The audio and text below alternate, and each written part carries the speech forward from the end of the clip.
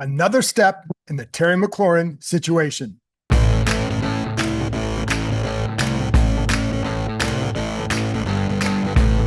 Hello and welcome to my podcast. Do me a favor, subscribe to the John Keim Report wherever you get your podcasts. If you're watching on YouTube, hit that like button, hit that subscribe button. You can find us there as part of Ampire Media, Ampire. Always much appreciated when you tune. And don't forget, you can read my work on ESPN.com. I have a story up now about Terry McLaurin and what I'm going to talk about in a minute, which of course is him getting activated off the physically unable to perform list. It is a key step. We'll see where this goes. But anyways, you can check that out on ESPN.com. And don't forget, the John Keim Report is presented by AAA.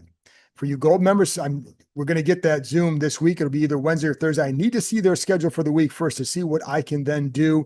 But for you gold, I'll do the private Zoom with the gold members. And if you want to become one, Ampire Media YouTube page, go see the word join, click on that, go from there. Do it on your laptop. I'm not sure you can get that word join on your phone. Anyways, there you go. Let's get to the news of the day, which is that the Commanders activated McLaurin off the physically unable to perform list, which means he's now eligible to return to practice.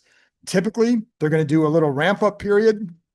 And, whether it's several days, a week, whatever it is, to get him back up to speed, to then get him back in the practice field with all the other teammates. Now, we did not see him on a side field today working with trainers. We did see guys like Sam Cosmi, Brandon Coleman. There's one other player, I believe it was Javonte Jean-Baptiste. Not positive because it's from a distance, but definitely Cosmi and Coleman. No McLaurin. So he's been at the facility since July 27th. He has been working out inside the facility, mostly, I think, a lot of rehab and treatment work on his ankle, which the best I could say is it's been something that has bothered him throughout his career. Is it really something that would have kept him out if there was no contract negotiation? I think, you can leave that up to yourself. But what I know is that it is something that's bothered him throughout his career, and they've been doing this. And now at this point, you need to get him ready for the season. I told you the other day, I felt like they were close to this point. Well, now it's happened. I did have one former general manager text me the other day. It's like, it's time to throw the hammer down. And in other words, make him a final offer and get him back on the field. And I don't know if there's a final offer coming. What I do know is that this move is not related to the contract. It does not suggest that there is something happening as far as momentum toward an extension. That is, Dan Quinn said this was about the medical side. It is not related to the contract. So for those wondering if you felt like this was signs of movement, no, that does not appear to be the case. And a couple things with that. Again, he's been at the facility working, and but you need to get up to speed. They play a fast-paced offense. This was the second fastest offense last year in terms of average time between snaps. Only Dallas was faster. So this is an offense you need to be in really good shape to play. Now you need to be in good shape anyway, but especially with this one. So, and they need him on the field. If he wants to have the kind of season to get an even bigger deal, then he needs to be on the field. I don't know what this means as far as will they come to an agreement on extension? What I know is it always takes, people keep blaming one side or the other. It takes both sides to make this work. And I don't know if you're there yet at the point where they say this is the final offer. I wouldn't be shocked if that's coming soon as well. And then what that final offer is, would it be enough to tempt him? I think that's up for debate. And I think one thing to keep in mind is that this has been, I know Adam Peters gets the heat because he's the GM. He's the face of the negotiation. There's a lot that goes into it. This is not a one-man decision. I told you before, this is a organizational decision to be at whatever point they're at, and whether they get up to 28 million or not. This is Josh Harris is on board because he trusts Adam Peters. This is why he hired him, because he respected him. I think that's built up. That trust has been deepened over the last year and a half because of the success they've had. It's funny because I know people say anybody could win with Jaden Daniels. No, that's not true, because I think it takes way more than just a quarterback to make it work. Certainly, Jaden Daniels makes a lot of things work, but getting the right coach takes the right. You have to get the right guy in here. They have to hire the right staff.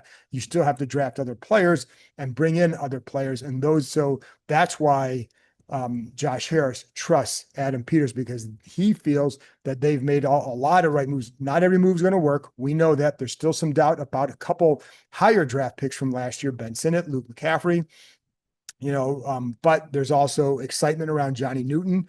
Brandon Coleman's got to stay healthy. If he does, he could be a long-term starter, but he's got to stay healthy.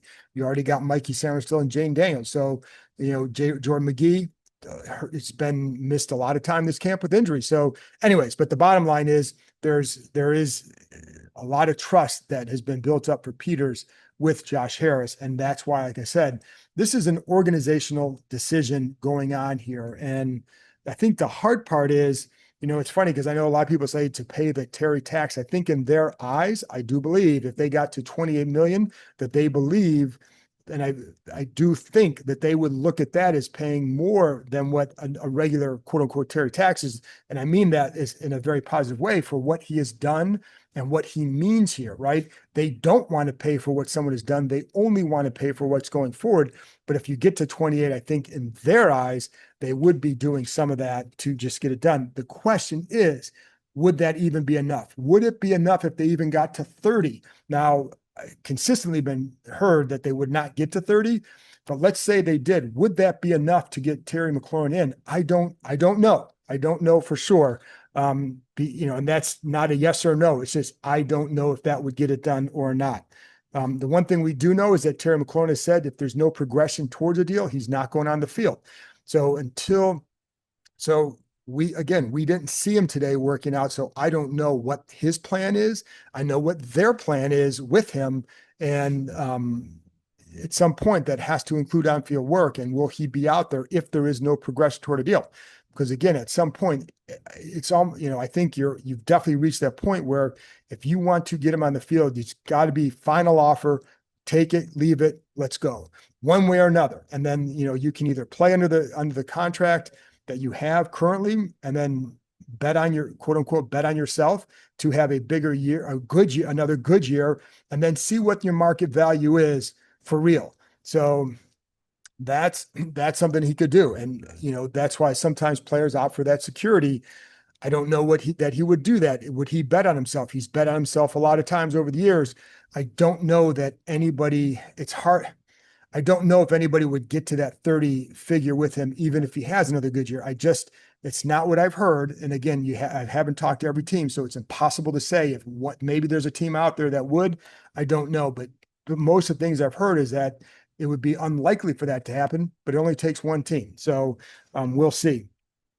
And like I said, when Quinn was asked today in his press conference, was this a mutual decision to bring him off the PUP list? In other words, for the plan in place. And Quinn said they're following the guidelines, right? And so that's what he said, following the guidelines. And one thing Quinn did do when we would ask about McLaurin, he would always bring him up in relation to the other guys, injured guys like that are, whether, they're PUP or simply just out. And I think that's probably a good, smart thing. So he doesn't want all the focus just to be on one guy. And I don't blame him. Like his job is to coach 53, or 90 at this point, not just one. So you want to get all your guys out there, but clearly we know which one is the newsworthy one. And that's McLaurin because of the contract situation. Like if this isn't resolved, then what happens? And I think but anyways, that's where we're at, folks. Next step is seeing him on the field, and we'll be curious if he works out pregame against the Bengals, guys who are injured. That's typically what they do. So get there early, see if he does that. And then when they're back, they're not back on the practice field until there's nothing on there. They will walk through on Sunday, game Monday, off Tuesday. So the next time we'd see a practice is Wednesday and then Thursday in preparation for the last preseason game against the Ravens.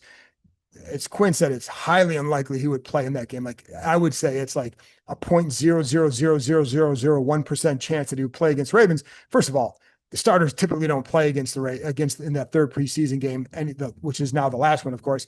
And then also, he just got off this PUP list. Even if he went out and practiced a couple of days, there's no way he's ready to go play in a preseason game. You need to ramp up, and they're very big on ramping up. And in fact, I think they fall in more of the cautious group with a lot of this stuff, or maybe more slow pace group with ramping these guys up and getting them ready. So they're going to take it very deliberate with his return. that would not include playing in a third preseason game. The goal is to get him ready for the season opener against the New York Giants and get him in pace or get him in condition to play an offense that is faster paced. They need him out there to make big plays. And it's fun. I've always said this, when people talk about the camps this year and the energy or whatever, there's a lot of energy on defense because they're the ones making plays. The energy on offense is not, I wouldn't say the energy is bad. I would just say that energy, the big plays provide a lot of energy, and you're not seeing those big plays. Anyway, that's enough on Terry McLaurin. Let's get to some other stuff. And by the way, I'm going to start with the AAA player of the week. And I'm going to go with defensive lineman Dorrance Armstrong, because I think this is not just about this week. To be honest, folks, like they've had a couple jog throughs, hasn't been the most strenuous week. It's, they had a fine practice a couple of days after the preseason game. They had the inter squad scrimmage. But it hasn't been the most strenuous week I've ever seen. But I will say, I think Dorrance Armstrong continues to have a very good camp. That's why I wanted to talk about him. It's funny because I think they saw him in this manner. They're using him in a different way than last year. You see him standing up a lot. You'll see him rushing inside more, whether sometimes as a stand-up guy, sometimes, on more stunts to the middle. But I think there's a couple of reasons. One, I think his comfort level is there, but I also think it's the comfort they have in what they can do defensively. And this is just building on what they felt like they could do what they wanted to do with him last year, but couldn't really get to because you didn't have the defensive coverage, the secondary coverage that they feel they will have now. And I don't think they felt like they had the versatility up front that they have now that allows him to do maybe a little bit more. But he has looked good. We'll see how it translates during the season, but he has looked good. And so I'm going to give him the AAA player of the week. Now let's get to some of the other injured guys. I told you I saw Sam Cosmi out there watching him run on the side field with the athletic trainers. What I saw a lot of times was just a band around his waist, a resistance band. And I saw him doing some sprinting with that. I mean, he looked good. Now the ACL stuff is always going to be side to side. If they really wanted him out there to start the season, which again, I think is highly unlikely, but could he get back in weeks two or three, maybe even four, or if the latest four, that I don't know yet. And that's something that Quinn will address probably in a week or so where he's really at, but we'll know some of the plan for him over the next week, just based on what kind of work he's now doing on a side field as we get closer to the season. Again, Coleman was out there as well. He has a lower leg injury. That's all we know. Last practice on August 2nd, they need him out there. And this is I've said this, that to me, the troubling issues right now are with the offensive line, not with receivers, because again, McLaurin, if he wants another bigger contract, will be out there at some point because he's not going to get the contract he wants by sitting out. I can tell you that, like this, if he's stuck at a certain number in the mid 30s or so, or just above DK Metcalf, that's not going to happen. So he's either going to have to accept that and come in and play under the current deal or sign their extension that you can, whether that's, whether they like it or not, that's just the reality of it. And so that's why I say at some point he'll be back on the field. And Noah Brown, we'll see. I assume he'll be back out there at some point. But you get those guys out there. But what's going to happen with the offensive line? Like Laramie Tunsil's been in and out. He is not going to play Monday night. I'll give you a couple other guys who won't play. Coleman has missed since August 2nd. Cosmi's still out, and a rookie right tackle. It's going to take a few weeks for that group to really start to mesh and become a cohesive unit. And I've said this from the beginning. Like I've always felt like the second half of the year with this group will be their best because that's when they should start coming together. That's when Connolly starts adjusting, Coleman, if he's in there, and then Cosmi at that point would be back. So I think that's why this group down the stretch could be a lot of what they want early on. It's going to be maybe some bumps along the road because you don't have the ideal situation right now. Let's go to the players who are not going to be out there Monday. And Dan Quinn said for Monday night, guys who won't play: Bobby Wagner, Von Miller, Zach Ertz, Laramie Tunsil, obviously Cosmi, Coleman, Marcus Mariota. We have seen him out there working. He was throwing out in the bubble the other day, and then today he was working out before practice. Noah Brown, Javonte Jean-Baptiste, Jonathan Jones, Terry McLaurin, and then also linebacker Jordan McGee. So they will be out. Now, Quinn said he expects the starters who are playing to play possibly a couple series. Usually with those, it depends on how does that first series go. Like if the offense goes out there and goes boom, boom, boom, I don't think they're going to go. I don't know that they would go back out there. I don't know. It may be that they want to get him a couple series since you don't have that joint practice on Thursday. I think you need a lot. You need to develop those calluses, as Quinn likes to say. I think it's going to be like, I don't know what kind of calluses they developed during this camp. So this could be one way to help with that. Maybe get them a second series or whatever, just to get them more reps together on the field, since you don't get that joint practice on Thursday. And I'm still not sure what they're going to do with that. Obviously, they're going to practice that day, but what kind of practice they'll have to maybe make up for not having the joint session. So anyway, a couple guys that I'd be curious to see what happens. Bill Krosky Merritt. One of the things on what day is it? Saturday. On Friday, he was working a little bit as a kick. He got some work as a kick returner during practice. And I don't know if that means he'll get some in the game. In the first preseason game on kick return, he was up in the front line blocking. So you see what he does if he gets a chance to line up deep. Because you want to know, like, what if one of these other guys, what if Eckler or Deebo Samuel gets hurt? You want to know who else can perform this role. And it really is a good role for a running back. When you talk to these guys on returns, it's way more like a running back situation because the way the holes open up, et cetera, that's why I think teams a lot of times like running backs right now in the new current kickoff format for that reason. A few others I'm wondering about. By the way, I know some people start to wonder about Brian Robinson. I haven't seen any reason why he wouldn't be the starting back this year. Like who's going to take his place as starting back? I know Krosky Merritt is like the flavor du jour, and I think he can help and he can make the roster. We don't know what kind of running back he is yet to go take. What kind of load can he handle? Didn't play last year except for one game. I don't think he's going to be bumping Brian Robinson from a starting job at the start of the season. I don't see anybody else who would either. So anyways, there's been no proof that anybody is better at this point. And I think for him, like you get some solid blocking, I think you'll see a solid runner. I think he needs that. I don't think he's a guy that creates a ton on his own. But if you give him that, and that's why I say, like, if you get that line getting straightened out, that would help him for sure. A couple other guys to watch, Carl Davis and then Eddie Goldman. Like what's going to happen there? Goldman's does not have a big contract, so he still has to earn a roster spot. Like I think it's only like $350,000 of guaranteed money. Not big if you didn't see enough to keep him on the roster. The only question, I think those two guys can do some similar things. So would they, and I do think they've given both a lot of snaps.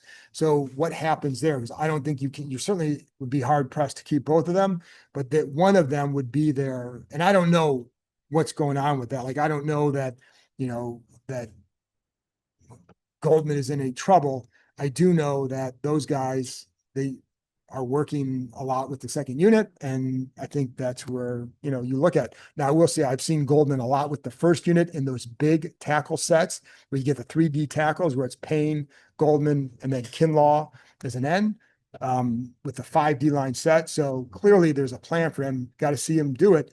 I didn't think he had the strongest first preseason game. So let's see what he does Monday night. Without Tunsil at left tackle, looks like the way they were working today was Andrew Wiley at left tackle and Chris Paul at left guard. Now, Julian Good-Jones got some snaps there earlier this week. So I think those two are kind of fighting it out there for a backup spot. Chris Paul, I felt like did a nice job in the first preseason game, showed a lot of power. Again, the question for him is let's see what he does on the move out in space, pulling action, screens, etc. That will be a big key for him. If he shows that, I think his power really helps them inside. By the way, because it's a couple of days before the game, one of the traditions for offensive linemen is always catching passes before practice. This is like every offensive line coach that I've covered does this with their players. Now, typically you see it on a Friday, but this is I guess almost like a Friday version for them since they play Monday night. This is kind of what they do. But anyways, so I saw it again today, and it's funny. I always enjoy watching that. So I put a little B-roll up there for you. I know it's funny because sometimes people freak out like, oh, their lines, they should be working. They do work. This is just a couple minutes before practice, and it's a way to just make it lighthearted for them for a couple minutes. And again, the good offensive line coaches I've covered have also done this. So, all right, finally, on a couple other spots that it's certainly worth watching would be wide receiver. What does KJ Osborne, Michael Gallup, guys like that, Ja'Cory Brooks, does he do anything to threaten to maybe make a roster spot or just solidify a practice squad spot? Again, for him to make a roster spot, you have to make some really, really big plays to force your way on the roster. Undrafted guys have to force their way. It's not about like, oh, we had a couple nice catches here, nice catch there. It's like he made big plays here, here, and here. That's how you get on there. Otherwise, you can put him on the practice squad with no problem, and then you can keep one of those vets, or like you could keep one of those vets on practice squad too, folks. And I don't know that, we'll see. I don't know that anything would happen with them. I also think you should continue to scour the waiver wire, which they will do. Like, this is saying that is not a revelation. They always look at that. And I don't think that's going to discontinue right now. Finally, the defensive backs, and I think their corners are pretty well set. Their top five are set. There's a clear separator. Is there a sixth? Bobby Price hasn't been, well, he was out there in a black jersey, meaning no contact, but they have been in the concussion protocol. Carlin Vigors, how does he rebound from the other night? He actually played, I think it was like 70 snaps, some good, some tough, got to learn, see what happens. And then you also have guys like the newly signed guys, Duke Riley, safety, the linebacker, and then safety Daryl Worley, veterans. Those are guys that if you really wanted to keep them around, you could put them on practice squad. They were out on the street. So it's not like there's, a big clamoring for them. And so if you wanted to keep them, you could put them on practice squad and just see where, when you need them, if you need them, and then react accordingly. So anyway, folks, that's it from me. Thanks again for joining me. I will be back on Monday night after the game, so that, folks, if you want to sleep in and listen to it Tuesday morning, that's okay, because that's probably when that might be the smarter play after a Monday night preseason game against the Bengals. So thanks for tuning in, and I'll talk to you next time.